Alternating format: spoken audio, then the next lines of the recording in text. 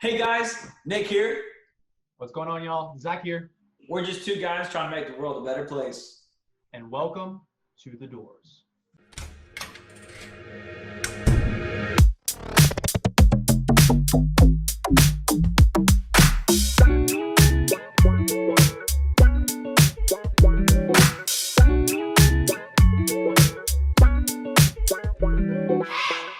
This computer. All right, and 3, 2, 1. Hi there, my name is Nicholas Sternloff. Welcome to Behind the Doors. I am interviewing my buddy Christian Karstendiek. Is that how you spell it? How do you say it? Karstendiek. It's a long one. Karstendiek. But Listen, so I just had a great interview with number one him and one of his branch managers, Nicholas. But I talked to Matt the other day, Matthew Finney, about almost the same thing that you're going behind. But why don't you just tell me a little bit about yourself, what you do, and what's going on? of course, my name's Chris. I'm always been one of those hardworking type of people. So I kind of been a business major my whole time in college. I never knew exactly what I wanted to do. I had some idea about consulting or something. But I just wanted to make sure I got into an industry that would always be like a new challenge for me, and kind of kept me entertained. Yeah. So I kind of wrote out just a business degree for a while. And then the funny thing is I actually was not supposed to work last summer with them because I put it off for so long. I was thinking about doing NCA again. I'm like, I don't know about it. I understand. And then everything went kind of down here after the COVID and everything. I'm like, 2 weeks before the internship actually started, I'm like, all right, I'll do it. So it was kind of like a whim of a thing. It just ended up doing pretty good. I think that's one of the most interesting things about life is that you throw yourself into some random encounters, and honestly, like if you're a hardworking individual and have a positive mentality and keep working your ass off, I think that those kind of moves end up defining the life you make. I did the same thing when I moved from Georgia to Top Gun when I was 18. I moved down to Florida, and that was a wild experience, but it was one of the best experiences I ever had. I had to do it by myself. But it's like putting yourself in the situation and actually going through with it. I mean, you were the top rookie salesman for Arusa Marketing last year, and you just got a fat check for the commission that you made over the summer. And that, honestly, the way that Arusa Marketing does their actual business model and how they accumulate the actual talent they have is one of the most ingenious business models I've seen to date. Oh yeah, it's a very neat thing just because it's not like kind of like evaluating one person's worth at a set pay. Instead, they give you the permission to basically work as hard as you want, and you could like add up your commission up to 50% if you work hard enough. So it's really one of those things of going out there every single day and you're literally working for yourself. So there's been days where I made about $4,000 in a day where I was literally getting paid about $250 an hour just because like I had a really good day. And the way I got through all of it is I kind of like made my mindset that I need to manage my time better. So, of course, you get a dog nose on the door every single time. There's going to run into it all day, and you're going to get maybe 6 to 10 yeses a day. So I kind of branched it out into like how much my time's worth by the minute, and I got about to $8. So if I was with the customer who clearly was not interested, I'm not going to sit here and waste another $20 or $16 like going through it again. So it got to a point, instead of people dismissing me, I made it to where I was dismissing them because they weren't worth the time or not qualified to buy. Well, I mean, I think that comes with experience too. I think that's very interesting, finding out literally what you're worth by managing your time correctly. I think that's a really hard trait that most people come by, is because they don't realize how they use their time. I mean, I feel like we all relax. I know you were streaming for a while in gaming. I play video games too and different things, but it's using the time that you need to allocate towards the things you need to do, and then being able to actually set time aside, whether it be video games, friends, family, relationships, whatever it be, so that you can succeed in all those aspects. But I think time management is one of the hardest aspects of life in itself. And I still struggle with it all the time. I get it from my dad. But it's just, my dad's a really hardworking guy. He does the same thing. He contracts out work. He makes good money doing it. But his time is, I mean, when he's on time, he's got to be there. He's got to be in the moment. He's got to be doing what he's doing. And that's, I mean, at the end of the day, as long as we're getting better and moving towards something and trying to make money doing it. I mean, you talked about recently the most like basically the team aspect behind Arusa, which is so important because we could both come from cheerleading backgrounds. We understand a team concept, especially in a co-ed center, is really a lot more interesting than a lot of people have for most sports. But being able to really move a team in a way that they all feel as one, as well as they're all moving towards success. How does that feel, moving into being from that aspect of being that team member and going out there every day to now being a team leader in this upcoming season? I feel it's like something like I have to hold myself accountable for. So I'm going into next summer being the branch manager, where I'll probably be managing about 30 to 40 people. And it's kind of like a idea that they could look at me and see, like, I went from the first year of just being a rep to the second year of running a branch, that there is possibilities as long as you work hard. So it's a little bit stressful on my part, just because it's a lot of responsibilities I have to take on while also improving on myself. Because of course, if you're like a team leader of a sales team, you wouldn't be at the top all the time. So I have to like really work on like working extra hours, just because I'll be needing to manage some members at times and also be able to show out with my sales personally. So I'm pretty excited about the aspect as I get to be the big example and I get to set the tone. Well, that's what a good leader should do. And I think that one of the things I learned, because I was a manager at Panda Express, I mean, we did $700,000 that, like, the year I was in. Commission was great, everything else. But what you have to realize is that a good manager, a good team leader, a good representative of their people is they don't just throw people in to do things. You lead by example, like you just said, as well as you're in the trenches with everyone else. You're showing people that I got here because damn well I deserved it, and I'm pushing myself to these limits. But I think that's what's you look at good leaders, you look at people like, whether it be Gary Vee, David Goggins, any of the Elon Musk, these people have literally put themselves in extraordinary situations and found ways to lead teams, lead individuals in ways that help them continue to build on their success as well as build their names. Yeah. And that's if you look at people like us, I mean, how old are you? 23? Yeah, I just turned 23 actually like 2 days ago. Well, happy birthday. That's awesome. Well, I mean, I'm 24. And if you look at people like me, you, Matt, my buddy Zach, who I run the podcast with, we're the kind of people that are looking into the future, and really we set goals, but we are just pushing the limits every single day, and we're thinking about these things. And it's going to create, if we have these people that are doing this, are creating the world around them. They're not following set societal rules. They're moving forward in a way that really is going to allow them to continue to be successful in whatever way they define success. What are some goals you have set up, whether it be this year, 5-year plan? What are you looking to accomplish? My 5-year plan, what I want to do now, of course, this year I'm helping running the branch for Massey, but after that I have a guaranteed branch wherever I want to go to. So I think my goal in the 5 years is wherever branch I decide to choose, I want it to be the positives going forward. Because of course, like I do love pest control. I think it's a good natural flowing asset for cash wise, because you're always going to have money coming in. It's a great investment. But I also do want in the future, like kind of maybe open another branch, like venture into other business areas, and kind of just keep building like a lot of things that would make my money work for me, instead of having to like have it just sit on the side. And my goal actually next year is I want to make it into 6 figures, which is very realistic in my position. And then from there, I want to invest most of it. So I decided the only thing I get nice would be my nice car, which is like maybe like a Tesla. But besides that, everything else is going into, I want to buy 2 houses for renting out. I want to invest more into fundrise like properties and real estates and stuff like that. Because I mean, when you're like 23, 24, it's really the best time to start investing. Nick, my branch manager, he actually showed me a pretty neat skill. If you have like a IRA or Roth IRA and you invest the $6,000 a day from 19 to 30, you can stop investing completely. And by the time you're 50, you're going to have $1 million. Yeah. But the people who invest starting from like 30 to 50, they're going to be about like $600,000, $700,000 by the time they hit 50, just because they missed out on that interest growing forward in those 10 years. Yes. So like, it's one of those things you have to do it as soon as possible. And I think Aruza marketing is pretty neat, because you don't really go into jobs and they're like, hey, you should invest in this. This is taxes. Like, they actually had an accounting company come out and like tell us about how taxes work, like offer to work for us. So I actually have my own LLC right now that I opened up for tax incentives, of course, and like for my company.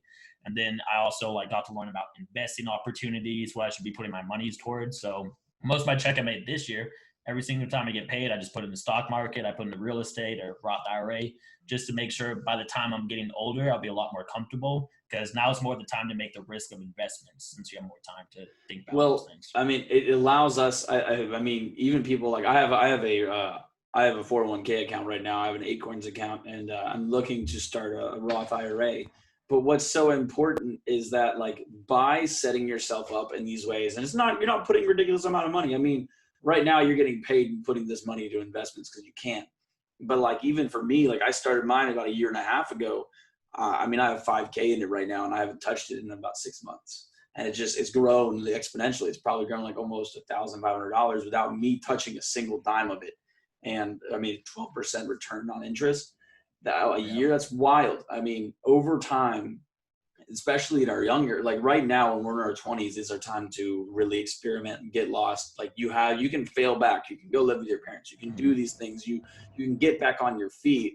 It's, are you willing to go take that risk and do it? And honestly, investing is not even that much of a risk if you're like, I'm trying to be one of the best financially stable people in my family, because my dad was never good with, like, he likes spending the money he gets. But you know, my mom's just, it wasn't good at saving. So by allowing myself to learn these tools, it's allowing me to, like, Earl Nightingale says it right up there. It's our principles and our rewards in life will always be an exact proportion to our contribution. So and he also speaks about, you are what you think about. So if I think about how I'm going to retire, if I think about how the life I want to live when I'm 60, I don't even care. Honestly, I think I'm going to work for most of my life because I enjoy I like communication like this is what literally I'm going to be building my whole career around. But at the end of the day, if I'm constantly thinking about how I'm going to live a certain way or blah, blah, I have to find ways to do that. And if I continually put my time and effort towards that, I'm going to accomplish it. It's just important to, like, really set those goals, I think, like saying a 5-year plan, a 10-year plan, and a 20-year plan, because that obviously sets you up for exactly what you're going to need in the future. And even if you fall short of, like, your goals, so like last year I wanted to sell 400 accounts. I mean, I didn't get to the 400 accounts, but it's better to land on the stars than just, like, go halfway, you know? Yeah. Like, you could always put your goals higher. And then, have you ever read the book, The 10 Times Rule? No, I'm not, but that's one on my list. I definitely have a whole bunch of books that are, like, in that category, but continue. It's a great book. Basically, it's like you need to set your goals 10 times higher than you can think you get, like basically make it unrealistic. And then once you set that goal, you need to figure out how you could do 10 times more to reach that goal. So It's like the 10 times thinking. So pushing yourself to, like, really get there and, like, keep it in mind when you're actually doing these things. So like I said, when I was on the doors the whole time, I'm like, I want to sell 300 accounts now. Like, I know I'm going out there, I need 2 accounts in the morning, 2 accounts in the evening. I have that mindset set. And then even once I hit those 4 accounts, I know I could get some more here. So I might as well push myself forward. Yeah. I think there's Matthew McConaughey said in the commencement speech, I talk about this a lot on this podcast, but it's fantastic. It's called the 13 Rules of Success. And one of them was talking about immortal finish lines. And what he means by that is, like, people set these monetary values, these subscriber counts, whatever these goals are, they might not even be that high. But at the end of the day, if you don't continue to try to push your limits, if you don't try to look beyond those goals and see what's going to happen next, you're just going to accomplish something and be like, cool, I did it. What's next? I don't know. I'm just going to sit here and play video games. So, I think that mindset of even the 10 times rule you're just talking about, of trying to look beyond your own limits and set things that you might not even think is possible, leads you to growing and becoming more of something than you ever thought you could be. Because I'm going to throw another quote in here.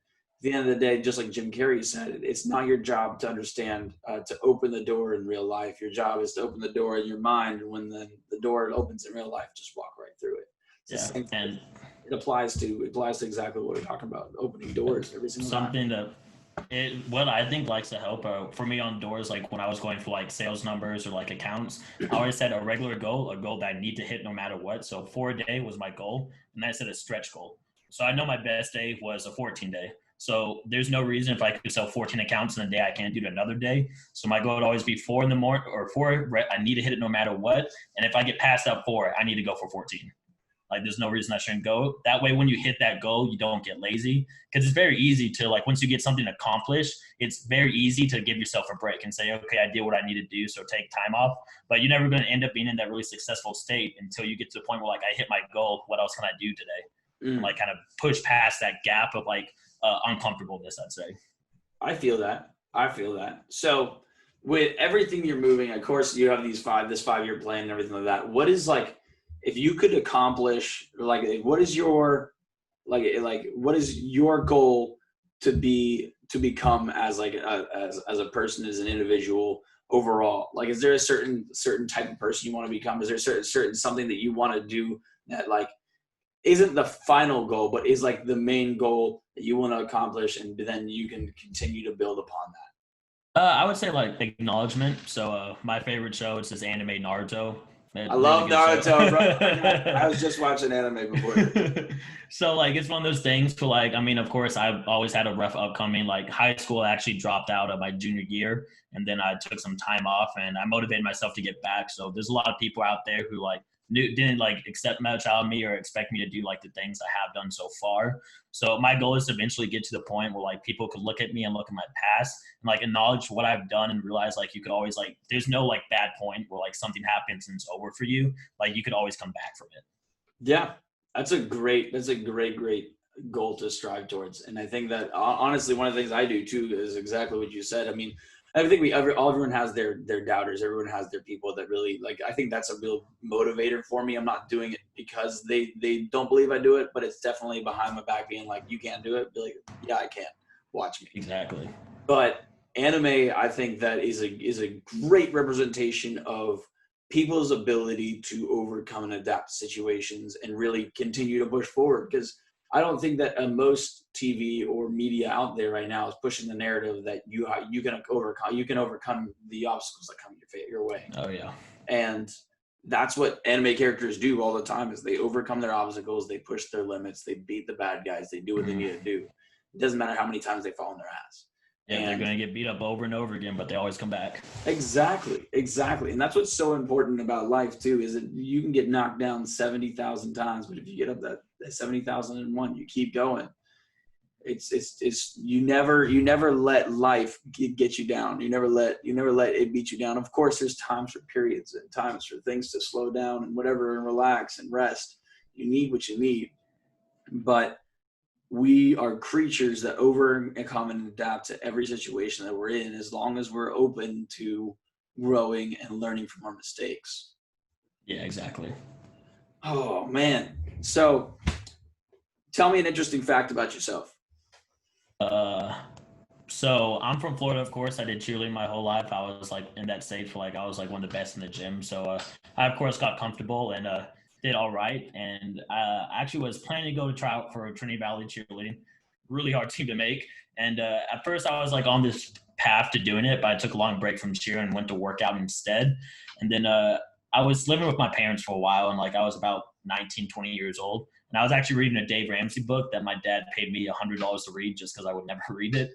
And there was, like, a quote where it said, like, I think, like, 65 to 70%, like, of kids, like, age from, like, 20 or 19 to 24 still live with their parents and, like, aren't kind of moving out or anything like that. And, like, I already sat there. I was like, I don't like being part of the statistic. Like, I remember reading that, like, quote and, like, getting upset with myself completely. I'm like, why am I part of the statistic and not doing anything? Because, of course, I was just working a regular job and just, like, getting by.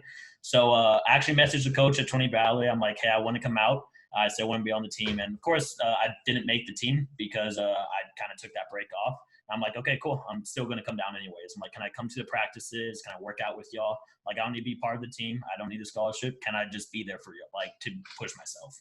So I moved all the way from Tampa, Florida to Athens, Texas, small town out of Dallas with, like, no population, like one of those small city towns. Yeah. Not being on the team at all, just going to a JUCO and just worked my way onto the team slowly. So I didn't even make the team until, like, October 19th. So I moved out there on a whim, just knowing that I could probably work hard enough to get to where I need to go because I believed in my work ethic. I just kind of sent it. So I've always been one of those people where if I make a decision, I'm going to follow through with it 100%. So same thing with sales. I decided to go out 2 weeks before, but on the drive over there, like, I completely switched my mindset. I'm like, I'm not in Texas anymore. Like, I'm going to do whatever it needs to do to be as best I can when I get there.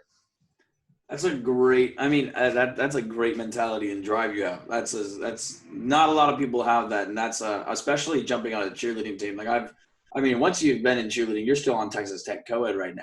Yeah. But like people come around and be like, hey, I'd like to join the team, blah blah, and they just hang out a couple practices and they die off.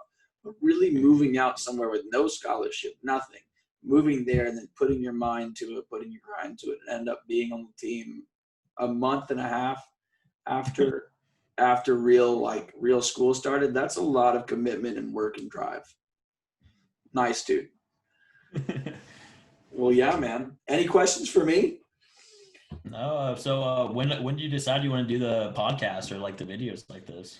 So about a year and a half ago, about midsummer last year, what we ended up doing is we were looking at a podcast, me and my buddy Zach, who's my co-host. We were looking at a podcast online, and what we did is we're like, yo, this clicks with us so well, and we were like, this is great. And so we decided we want to create a podcast. Came up with we were like, we're not going to start until 300 ideas. We ended up coming up with like 150, and we're like, all right, we can't do this. And so we just didn't want to come up with any more ideas. And then one day we were working out, I think it was January, and we're like, yo, we're just doing the podcast this weekend. How's it? We started, and now it's here. I mean, we have a website. We got media plan. We've done our first event. We're about to do some speaking gigs. We're getting ready to look in to hold our first convention. Yeah, man. So like as a motivational speaker, I know there's a lot of people out there in the industry who do a lot of the talk, but actually like don't like go through life like living what they preach. So how do you find the balance of like living up to the standards that you say on your podcast? Well, one of the interesting things is we preach is, number one, you have to be the one that's accountable for every action that you do. Otherwise, you're not going to make moves at all. And well, like I wholeheartedly take fault in all of my decisions that I make. I know I'm not perfect. I definitely have to live up to expectations, especially this is a great way to actually try to live up to my expectations. But what I do is I'm very good at pulling myself out of the situation, looking at what I'm doing and being like, wow, I was at fault here. Okay, I mean, I'm going to take fault for it. I'm going to learn from that experience and move on. And that is allowing me to really look at all the experiences that I've gone through and try to show people, okay, look, here's what I've done wrong. And here's the mentality I had to have to get out of that position or move forward, and allow people to see like both sides of the situation, because people aren't going to just like you said, you don't want to be that guy that's out there just bullshitting and being like, yeah, you can do this. You're motivational. But what you have to do is live through experiences and allow people to understand exactly where you're coming from and relate to you. And especially admitting my faults, admitting what I've done wrong, especially like daily, weekly, whatever it is. Like I was talking about on a podcast a while ago. One of the things that David Goggins did is he runs 20 miles a day. The motherfucker's hard and stretches most of the day. He does a whole bunch of things, but he's like, he was getting tired and he's like, I don't know what to do with my life because I'm getting tired. I don't know if I can do this. He said, I'm just going to record myself and listen to this. He recorded himself. He's like, I sound like a little bitch. Like, what the fuck am I doing? But it's the same thing. Like I sat there and I was real angry at my father for something that he basically, it was not his fault. Like I was mad that I was spending time with him. And I was like, I recorded myself.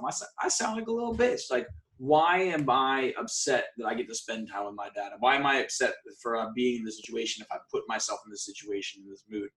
And taking yourself out of the equation and understanding where you are and the moves that you make really define what you're doing. It really makes a world of difference. I agree. Now, I just want to give you like some advice, like going into like door-to-door sales. Of course, it is like a very hard industry. It's very cutthroat. Like you're either like the personality makes it or the personality don't. I also think it would be a good like move for you, like slowly move like your business into it. So I know there's like not a lot of motivational speakers who like actually do door-to-door gigs, or, like talk to door-to-door companies. So Aruza Marketing, we actually have someone on retainer. So for Mountain Week, he came out and did a whole like 10-hour session with us, basically going through things like that. He does it for like 2 other companies. It's also something like you could also like look forward to in the future, like trying to like get the idea of what the job's like, and then like working with other companies, like doing like gigs in like the fall and spring of like motivation and stuff like that. Well, that's one of the great things too, is like the great thing about this is not really a job. It's my passion. It's my career that it's going to take years and years to build, but I get to make connections like you. I get to make connections like Matt. I get to make connections based with everyone that I meet that has any idea that if they're trying to make any moves upon success, if they're trying to make anything in their life better, and they see what I'm doing, they're like, wow, that's pretty cool. But it allows me to open a segue into making connections and really trying to move forward in different aspects of life. Just like you said, like maybe that leads into a motivational speaking through companies, blah, blah, whatever it is. And these opportunities, I came up with this thing, my last podcast last Saturday, is I realized that every situation that we're put in is either a predator or prey situation. And it's not that I'm preying on the weak. It's not that I'm preying on others. I'm preying on the opportunities that come my way. And I'm not going to be that person that sits there and just lets myself go hungry. You have to really see that situation and be like, oh, wait, I could really make a move here. And the moves you make now are what's going to put you ahead in the future. So.